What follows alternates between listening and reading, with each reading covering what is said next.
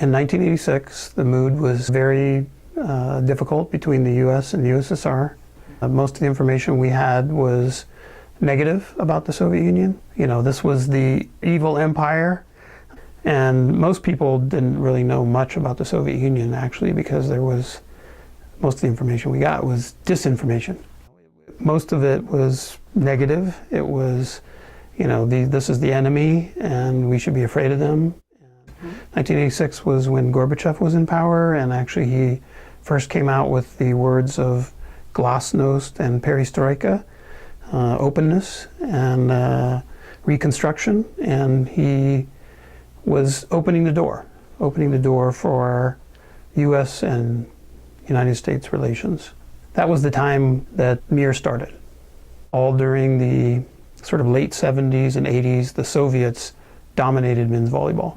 I mean, they were the team to beat in the world. I was a major volleyball fan and player since I was like 6 years old.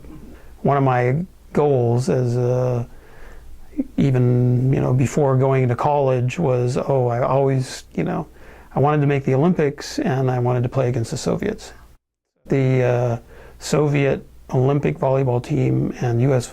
Olympic volleyball team came to Seattle to do an exhibition match, and I and my father were involved in organizing the match itself, and it gave me a chance to meet some of the Soviet players and coaches and that. Took some of them out on the town to show them Seattle. We had a very good time, and during that evening, the assistant coach for the Olympic team said, "Why don't we do an amateur volleyball exchange?" And I said, "Sure, you know, I would love to do that, you know." And of course, not knowing what I was getting myself into, but that's how it started. You know, the next thing I knew, I was getting a telex from them maybe 2 or 3 months later that said, "We agree, volleyball exchange, 2 for 1, you know, come and sign the papers," or whatever. Very broken little Western Union telex, because, you know, there was no fax machines or even email or anything at that time. We called it Volleyball for Peace, because again, this was at the time of perestroika, and we were going to do it as a citizen exchange, and but with a volleyball theme.